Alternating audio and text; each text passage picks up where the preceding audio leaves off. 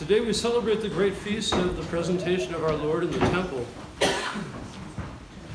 But there are many layers to this feast. There's the historical layer of Mary and Joseph bringing Jesus into the temple as a 40-day-old infant. It's only been 40 days since the Nativity.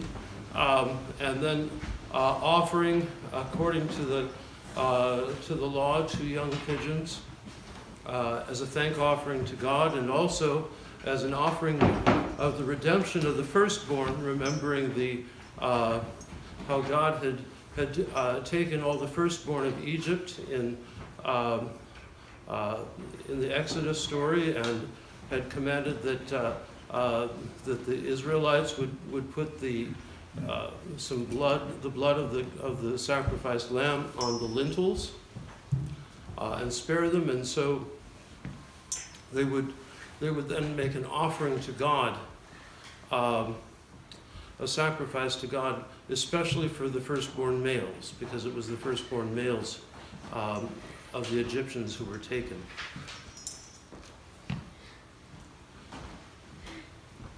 This, of course, became a law, or became incorporated into the law, and became one of the central practices of Israel.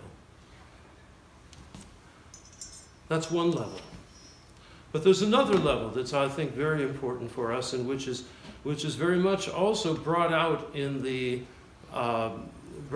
texts of the Vespers, in the texts of Matins, in the readings that are read at Vespers, and that's the whole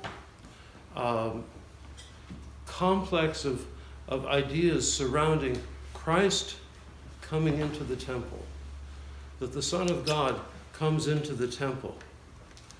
And so much of Christianity is really about the ascent of Christ to the throne of God in his kingdom through the cross. This time, his first entrance into the temple is, of course, in the arms of his mother.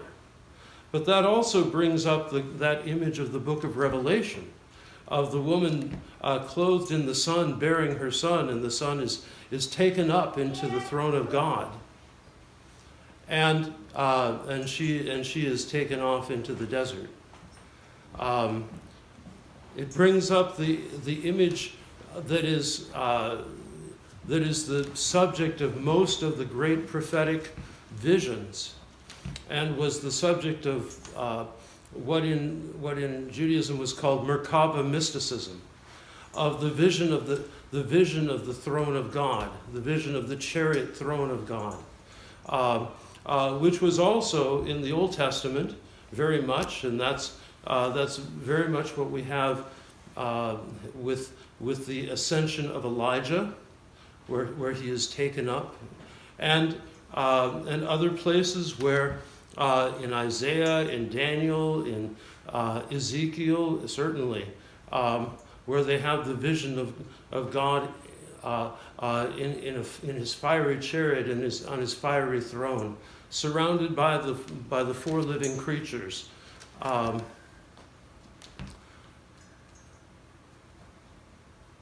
on Theophany, which we just celebrated, where the heavens were opened to Jesus, and that which is shorthand, prophetic shorthand for the vision of heaven. And he was with the wild beasts. Well, the wild beasts is the same words as the 4 living creatures.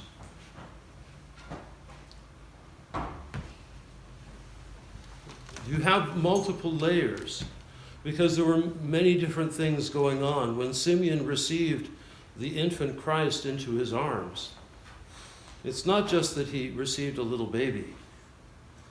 He saw God.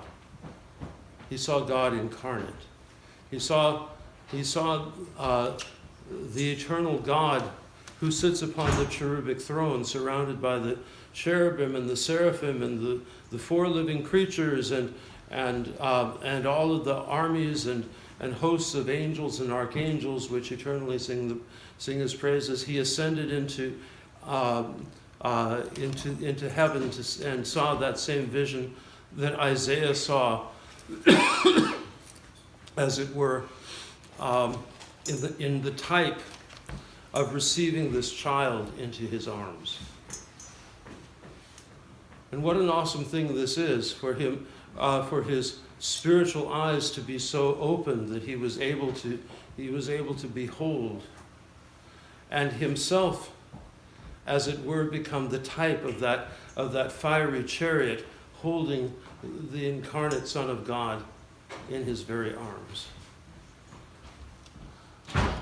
So as we think about this feast, it's not just about the completion of the nativity cycle, of Christ being born, of his being circumcised, of his being baptized, of his and the presentation in the temple at 40 days old, in accordance with the law.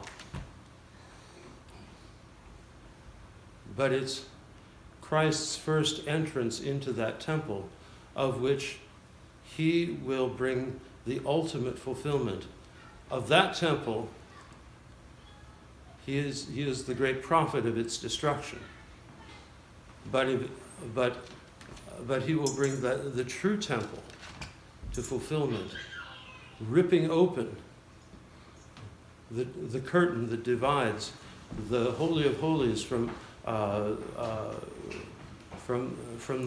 courtyard, and entering into not that Holy of Holies made by hands, but the one not made by hands,